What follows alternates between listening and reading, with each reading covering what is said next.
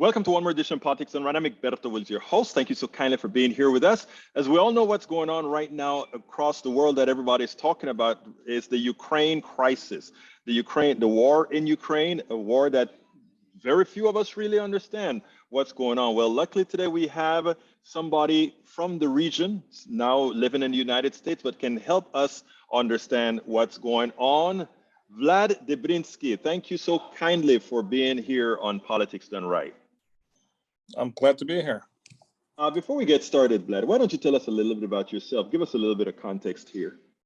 Yeah, I was born and raised in Ukraine. Until 7 years old, I was there. Then from 7 till 10, I lived in Siberia, in Yakutia, which is Far East Russia. Then I came back to Ukraine, and then I went to college there. And then I moved to Boston in the early 90s, and I attended Berklee College of Music. I became a musician. Then I moved to New York City, and since then I lived in the States. So basically, I'm a 30-year-old citizen of America. But, I've been also back to Ukraine since 2014. And I opened a music school there called American Music Academy, affiliated with the Berklee College of Music. We did the school there and in Kiev. And I was going back and forth. And then from 2016, I was permanently based there because I married a Ukrainian girl and have a little kid. And we opened another school in two locations. And just now, last December, we came to the States sort of for Christmas, and we were going back on February 26th to Kiev to open a new semester. And the 24th of February, as you know, the Russian rockets started to bombard the whole Ukraine, so we didn't go. So now we're based in Houston. Now, are you living pretty much in Ukraine? Is that what you're saying? Is that you had moved back to Ukraine and now you've just had to reestablish yourself in the United States? Yeah, since 2016, I was permanently based in Ukraine. Yeah, well, tell us a little bit about Ukrainian history. In America, we are generally geographically challenged and politically challenged as well. So give us a little bit of history, starting a little bit before you got into the Soviet Union, and after the Soviet Union dissolved into back where Ukraine regained its independence. Right. Ukraine is an ancient sovereign state. The statehood itself was established in the 9th century. It was called Kiev Rus. The language is Ukrainian, and the kings were Ukrainian, but the heritage of the kings were the Swedish Vikings. So, and the country was established from Kiev all the way to Crimea, but Crimea was not called Crimea at that time. It was called a different name, Tavria. And so since then, Ukraine was a big state. So then in the 11th century, Ukraine had become the largest European state on the continent. And the Europeans know, I know the Americans don't know, but the Europeans know that every king of every country had connection to Ukraine. The reason why, because so there was a king Yaroslav, and he had 11 daughters, and all the daughters were married the princes and kings in Europe. And because of that, a lot of Ukrainian heritage, like for example, Queen Elizabeth, so she's related to Ukraine. The main Queen Anna of France is Ukrainian. She's daughter of a prince, and so on and so forth. Belgium, you name it. And then basically that was happening until the 12th century. In 12th century, as you know, the Golden Horde, the Mongol Tartars, they went from Mongolia at that time. Mongolia went to invade the steppes of Ukraine. So that's eastern part of Ukraine. And they went there, and basically Kiev was burned down to the ground. Okay. And Kiev Rus sort of moved to the west. And Lviv was established at that time. And then the city called Ostrog, which is like a spiritual center of Ukraine. And since then, it just sort of like became the second part of existence of independent state. Now, the eastern part was basically destroyed by Mongol Tartars, and that's how Crimea got established, right? And then,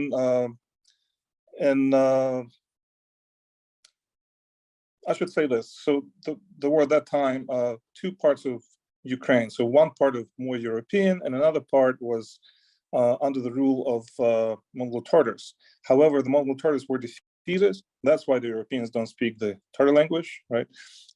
By Cossacks. Cossacks were Ukrainian fighters, that sort of kind of fierce Ukrainian fighters. And in 16th century, they defeated the Tartars basically to the ground. And since then, Ukraine was independent again. I mean, it always was independent, but it wasn't conquered. But then what happened, the Rzesz Pospolita, which is the Polish-Lithuanian kingdom, started a war with Ukraine at that time. And by doing so, the Ukrainian forces fought, and they didn't have much winning gains there. And what happened is that the Russian prince at that time, from a new town called Moscow, and the country was called Moscovia, and the citizens were called Moscovites. They asked for help, and they gave help. And since then, so to speak, Ukraine, the eastern part of Ukraine, and Russia were friends, right? And I should say this: that parallel to Ukrainian history, Russia was established in 14th, 15th century by Ivan the Terrible. You probably heard of him. And he was established in Moscow. And then in 17th century, Peter the Great wanted to create an empire out of Russia, as an example of Roman Empire. You know, he was educated, and he was self-proclaimed emperor. And the idea of Russia, he established their idea of foreign policy of Russia, basically. What that meant is ever expansionism to the east, most of all, because they wanted to go to the west, but they didn't have many wars, but they didn't know anything, but to the east. But since the heritage of Russia is Mongol Tartars, they didn't have any problems going to the east because it was the same people. And they went all the way to Yakutia, all the way to Alaska. Now, the Tsarist Russia existed until 1917, as we know it. Now, Ukraine, the western part of Ukraine, was conquered by Polish kingdom in 14th century. The eastern part of Ukraine became part of Russian Empire. And the Russian Empire also had Crimean wars with Turkey, right? And they lost twice Crimea to English. However, English kind of returned it back to Russia for some reason. That's a good question to English people. So, and then after that, Ukraine was independent in 1918 when the revolution started in Russia. In 1918, the Russian government got established, and 1 year it existed as independent Ukraine, full Ukraine, from the east to the west, for 1 year. And then at the end of 2018, the Bolsheviks came, and they were having a larger army, and they defeated the Ukrainians again, right? And then in 1924, after the Civil War, Lenin basically annexed Ukraine as part of Soviet Union. So then Ukraine was sort of like part of Soviet Union all of a sudden. And then in 1991, and by the way, the Western Ukraine is a little bit different history because Western Ukraine was still part of Poland. In 1939, when Hitler invaded Poland, along with Stalin, they divided part of Poland, and that was part of Ukraine as well. So since 1939, Western Ukraine was part of Soviet Union. So that's why Western Ukraine has a little bit more history of independence than the East. Now, and then in 1991, when Soviet Union collapsed, all the republics that Soviet Union had, and there were 15 of them, automatically gained independence, and Ukraine as well. So since 1991, Ukraine finally got its independence, as it was centuries ago. So for 30 years, was independent. Yeah, let me ask you a question here. Now, when after Ukraine left, after the Soviet Union dissolved, I imagine that even during the times of the Soviet Union, there was a fairly local federal government or not federal, but local state-like government within Ukraine. Is that correct? Yes, basically, Lenin's idea of Soviet Union was based on the federation per se. He saw how America was established, and he wanted to kind of repeat that. And he wanted to have different cultures inside of this big country. and from all the way from Baltic Sea all the way to Alaska, from the North Pole all the way to the Black Sea, right? So you imagine how big it is. And all the ethnic groups were kind of established in their countries, even though even Ukraine, it's not just Ukrainians who live there. There's a lot of Jews there. There's, Gypsies. I mean, there's a lot of people there. It's just he established this kind of idea that these people can basically have republics in a say, but it's a quasi-republic. Basically, the government of that was elected by Communist Party, that was elected from, I mean, not elected, but appointed from the Moscow office. And it was kind of quasi-independent, but yet at the same time, it was a huge vertical, a very strong vertical from Moscow. Excellent. Now, what is the issue as far as why did Russia now believe that it should place a whole bunch of guys on your, military on your border and invade you with an ultimatum? What is the real pretext of what Putin is doing in Ukraine? Oh, Putin is a Bolshevik, KGB guy. So basically, it's the same as Lenin and Stalin and everybody else. He said it vocally that he wanted to correct mistakes of Lenin and Stalin. For example, Lenin didn't allow religion, so Putin uses religion as their weapon, right? Then, for example, Stalin didn't understand the ethnic groups. He said, "I'll understand the ethnic groups. I'll make sure I'll divide it correctly." So that's what he is. And also vocally, he said that the biggest tragedy of his life is collapse of Soviet Union. So he wanted to reestablish that. However, if you go back to Lenin and Stalin, the idea of Bolsheviks were the world revolution. And the world revolution meant that everybody should be communist, basically, in the world. That's why they reached out all the way to Central America, Cubans, and so on and so forth, China. And people might not know that China was not communist all the time. So, that's the idea of Putin. He's the same Bolshevik guy. He's bringing all the traditions of Bolsheviks back to it. So number one for him agenda is to make sure that Ukrainians as a nation doesn't exist, right? Which is a genocide. He said that. Number two, that's a program minimum, what they say, right? And then the maximum is going east to the territories ex-Soviet Union had. For example, he will say, well, we had Berlin to Soviet Union. Well, there you go. We had obviously Poland and all the Baltic states. We obviously had Romania and everything else also. So that's the program minimum, and then expansion after that. So basically what he's trying to do is going back to where it was in 91, before the collapse, and then going into the new world order, as he said it, which is the Russian civilization order. And he calls it the Russian world. And the Russian civilization order means, first of all, it's ruled by ruble, not by dollar, as economical strategy. And number two, it has the idea of mentality as Russian. Basically, only Russian brings the peace. And the West is evil and all this. It all comes from Bolshevik ideology, right? But the idea is that the problem with Ukraine for him, without Ukraine, he cannot expand anywhere. He's just not. He can't. So he needs to have Black Sea. He needs to have right there inside of Europe. He wants to make sure that he can get his rockets right there where it needs. So Ukraine is very essential for him. And for years and years, he created propaganda to make sure that Russians, and not just in Russian, and also in the West, people are confused and who Ukrainians are. And he was basically, Moscow was the PR agency for Ukraine, right? You never heard from Ukrainian news. You heard it from Russia, right?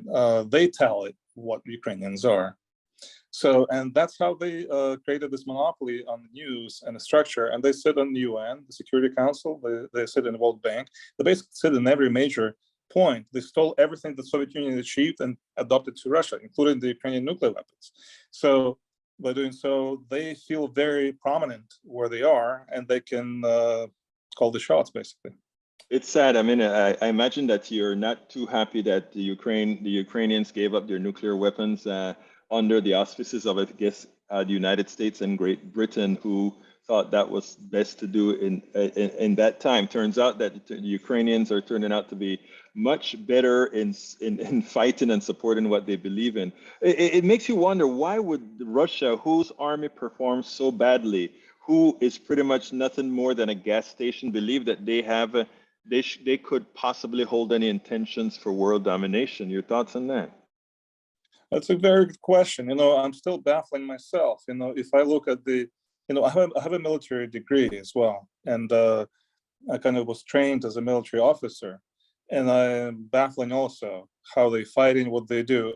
They don't fight like an army. They fight like a Mongol horde.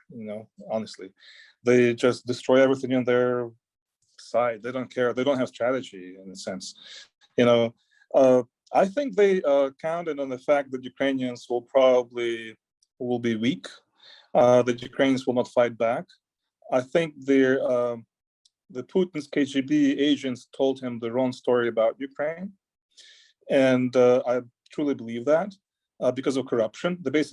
He was paying the money to those operatives. They taking the money and buying yachts and did nothing, and then they gave him this information. Oh, Ukrainians are all happy about Russia, and they're not, right? So, and now more than ever, they're united, not just in Ukraine, all over the world, So I think he miscalculated. I think Putin, being a KGB guy and being, the KGBs, they all care about the power and cash. That's all they care about. And he was obsessed with cash and power. And he thought he can bribe anyone and they'll be loyal to him because power is important. But apparently, not just him was obsessed with cash, and nobody cared about power. So they just took the cash and that's it. So I think he miscalculated. But then also, I think a lot of money that Russia gained from selling the energy, which is about, in my calculations, about $115 trillion since 2001, which is a huge amount of money. And that's how Russia became rich, in a sense, right? I mean, it's not that rich country. The economy of Russia is equal to Italy, so it's not that it's not the major. I can't hear you. Sorry, something happened. It is smaller than the state of California itself. It is right. Sad, but it's not even as large as the state of California. Now, I think now that are the Americans doing enough, is NATO doing enough to help Ukraine right now? No, NATO does nothing. Zero, absolutely zero. In fact, I think NATO is just an organization for paperwork. That's all it is, and maybe taxing, and that's it. If you look at countries who are NATO countries right now, they independently help in Ukraine. They are all independently helping, and NATO just doesn't do anything. So NATO, for me, even though they were established to defend NATO countries from aggression from Soviet Union, as you remember, right? So Soviet Union now equals Russia, basically. And I'm not seeing any practical involvement from NATO. Zero. They're not even helping. Are you satisfied with what the United States is doing? Well, I should say this. I remember how Biden said that back in January that if Putin is doing a minor incursion in Ukraine, that's going to be fine.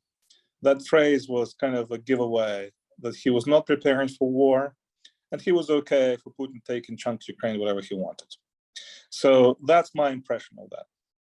Now, since nobody expected, including Biden, that Ukrainians are going to fight, that Zelensky is not going to flee, that we're going to step in and make sure that our land is nobody taken away, he was surprised. That's what I think. And I think he was in an uncomfortable position to sort of shift his old plans for 2022 in foreign policy. And now he's forced to act upon what's going on, And obviously, as the leader of the free of civilized world, he has to put an example, and he has to. Obviously, a little bit too late, but better later than never. So a lot of lives are lost, a lot of children have died, women raped, all of that stuff, and right now it's still not over yet, and who knows how Russia is going to behave, because they can just put a nuclear bomb in Ukraine. Who knows? Nobody. Well, I mean, do you still have relatives? I imagine you do have a lot of relatives that are still in Ukraine. Are they in Kyiv, Mariupol, Lviv? Where are they? Well, my wife's family are in Severodonetsk. Severodonetsk, that's Luhansk region. That's where heavy fighting is. Her mom escaped. Her sister, we got her out right in the very few first days, and we put her to Poland.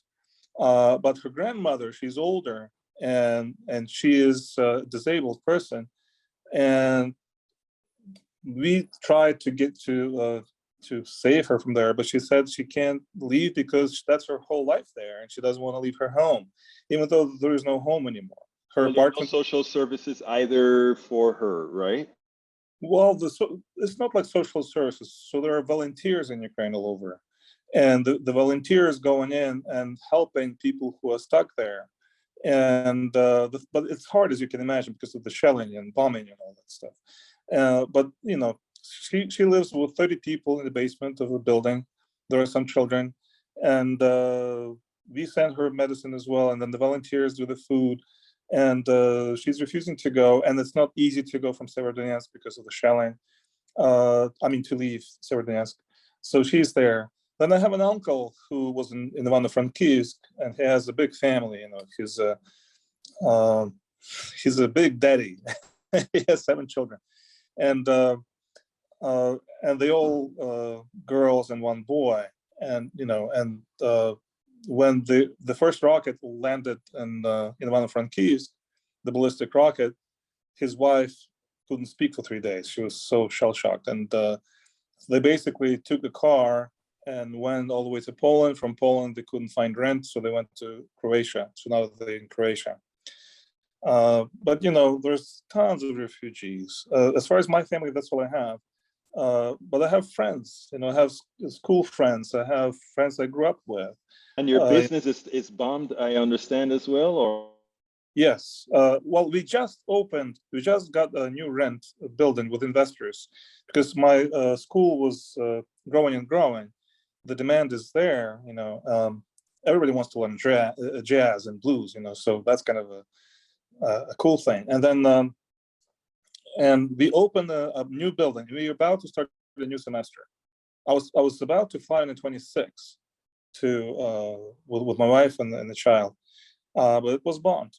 So the first rockets that happened the very first day, there was every ballistic rocket hit the airports, and then some civilians areas. So my school was near that area where the rocket is, so it was bombed. The shrapnel hit got to it. Yeah, so we'll see. You know, I still hope to go back there one day, but not now, obviously. I am pretty sure you will. Let me just say that I think it is interesting that what is happening now, where we're heading. So my next question is, do you think that absent Putin going either nuclear or with let's say chemical weapons, that you can actually win this thing in the near term? Well, first of all, he already used chemical weapons 3 times. Okay. I heard reports, but I don't know if it was ever confirmed. Yes, and he uses all the time the phosphor bombs. Phosphor bombs also chemical weapons, right? So he's used that. As far as the nuclear, you know, the hinting. You know, recently I just looked at the news and Russian news. I looked at the Russian news because I want to know what they think. And the Ministry of how do you call it? The Ministry of Extraordinary Events. That's their ministry. They put an information for the public and saying, we expect that NATO will retaliate a nuclear bomb. That's what they said, a nuclear bomb on the 24th of April. So you should be prepared. Then they took this off. So they're playing with that idea. So I think they're playing with that idea very much because Putin is a KGB guy. As a KGB guy, he wants to make sure that the Russian public is happy about the new victory over fascism and Nazi, as they say, right? And that's on 9th of May. So he needs to kind of repeat himself as a big, winner of that. And he needs to win something. So far, he didn't win anything. Well, unfortunately, given the prevailing wind to be depending on where he uses a bomb in Ukraine, the blowover is going to go right over his own people in Russia. So that would be an interesting thing for him to do. he already did this. For example, he in Severodonetsk, he blew up a chemical factory, a huge one, chemical factory. You probably saw the pictures, huge kind of red clouds into the sky. All the wind went straight to Russia. Yeah, and that's what I'm saying. The prevailing winds is to Russia, and he hurts his own people. Not a very smart man, just a whatever. Anyhow, I understand that you are trying to raise monies and you're having events to support the people in Ukraine. Why don't you tell us a little bit about that? Yeah, about several days after the invasion, my wife and I, we thought, how are we going to fight? First reaction was, hey, you know what? I'll go fight. I'm a man. I'll go fight. But then we have a little kid, and then we talked about it, and I can't do it. And we decided to help however we want. And then by chance, we got an email from a girl who asked me for help. I'm like, well, so what do you want? And she's like, well, I have no money for diapers for my kid. And that started kind of an idea, the whole thing. I'm like, well, let's focus on that. And then at first, Lviv was a huge amount of refugees, and they didn't know where to go. So we started talking to them, and then we realized it's a big problem because, first of all, nobody was prepared for this, as I said. Number two, the Red Cross didn't help inside of Ukraine; they just helped outside. And even though Red Cross, you have to file an application, and then maybe in 2 weeks they'll give you some food and maybe temporary housing. Temporary housing means kind of a gym and school somewhere. So it's not really housing; it's just a shelter. And then when we talk to these women, they're very shy, and imagine you live in your life, you go to work, you have your car, apartment, house, whatever it is, and then all of a sudden you have nothing, and then you're running for life, and you have no idea what's next. Shameful. Right. So we decided, let's make a fund. And then a friend of mine who lives in Louisiana, he said, well, there's a site called GoFundMe, and I went to them and I sent them a message. We talked. I said, well, that's what I want to do, because they're vetting a lot of scammers. Apparently, GoFundMe was scammed a year or 2 years ago. I don't know. And so they were trying to interview me. So we talked, and then they said, okay. And the idea of the fund is very unique because we send in cash. That's all we do. We're not sending clothes or food or anything like that. First of all, NGOs, that's all they do. Every NGO, they send clothes, food, and give shelter. That's all they do. But they don't do the needs would need it. For example, a woman say, well, like she's in Poland, like yesterday. This is a fresh one. She's in Poland. She went there on the March 10th. So that's already like a month, right? And she's living in the hostel with the same women with kids in one room, 6 women, and I don't know how many kids because she had 2. So in one room in hostel, and that's all they have. They don't have the documents yet because it's a huge line in Poland to get any documents. And then she applied for Red Cross. She didn't hear back from them yet. They need money. You're absolutely right. What they need is money. So how are they going to survive? So and we basically, whatever we get the money, we send it, and they buy baby stuff. Basically, like I have a baby, I know how hard it is, So and it's every day. So so that's what we do. And the same thing in Ukraine, for example, some women never left, right? And they staying where they staying, and they so there is one woman also, she had about 7 children, adopted 2 and 5 her own, with her husband. But her husband is a disabled person. She lost her job, obviously. And then she's in the suburb of Kiev, near Bucha, but not in Bucha, near Bucha. And there was nowhere she can get away because it was all surrounded by Russian soldiers. So we thought, how are we going to help? And there was a pharmacy there in that village, and then plus a grocery store. And so what we did, we found out the ability to send through MoneyGram directly to her card, because apparently her bank accepted the MoneyGram straight to her card. And that way, it was the only way to make sure that she eats with kids, And there's tons of these things, tons of it. We helped, I don't know, I have like 30 something families, and not just with cash. We also help with volunteers. For example, some woman, like she wrote to me from Kherson, and Kherson is occupied, as you know.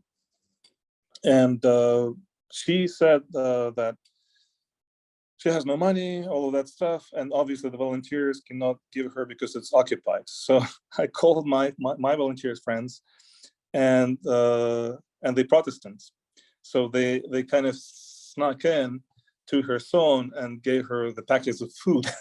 So that was kind of interesting, kind of operation we did. So there's a lot of that. The most. Is there a way to provide you guys some help with what you're doing? I imagine one of the producers told me that you were doing a fundraiser or something like that for Kiev. I'm going to Los Angeles tomorrow, and we're going to do with a bunch of other artists, including daughter of Tony Bennett, Antonia Bennett, and then Mira Homik. She is a famous violinist. And I'm a blues guitarist, jazz and blues guitarist. So we're going to do a fundraising kind of concert, a private concert, to raise the money and to the fund and send it over. I have I would say about 15 approved families for help right now. Why I'm saying approved, because we interview each of the families, Right. because some, I can help. There's always fraud. There's always fraud. So I mean, yeah, you make sure. Right. Well, let me tell you, we're close on time now. Vlad, why don't you give us a closing message that you'd like to leave with our audience? Well, you have to realize, guys, that there shouldn't be any confusion anymore. There's a sovereign country with independent people got attacked by an aggression of Russia. Nobody attacked Russia. No one attacked Russia. Nobody attacked Russian people in Ukraine. Imagine Kyiv is a Russian-speaking, Kharkiv is a Russian-speaking, Kherson is a Russian-speaking, Bucha is Russian-speaking. So everything, everything you hear as a confusion is made by KGB propaganda in order to win your minds, to not give help, and that Russia will do its genocide. So you have to realize that there is no neutrality anymore. You either with a civilized world or you're not civilized. It's just what it is. And you have to be part of the civilized, no matter what. Vlad De Briansky, thank you so kindly for having been on Politics Done Right, and I wish you well. Thank you. Thank you. We spend a lot of time deconstructing the news, trying to parse it into a form that everybody can understand. We try to find those little nitpicks where it flies above the fray, etc. If you really like these videos that we do, I want to ask a big favor. Please go ahead, number one, subscribe to our channel, and number two, please join if you can. Thank you so kindly for watching. Keep watching. Please remember to share. We must populate the entire internet with our progressive message, a message that we know is what most Americans say that they want. So help us, please join.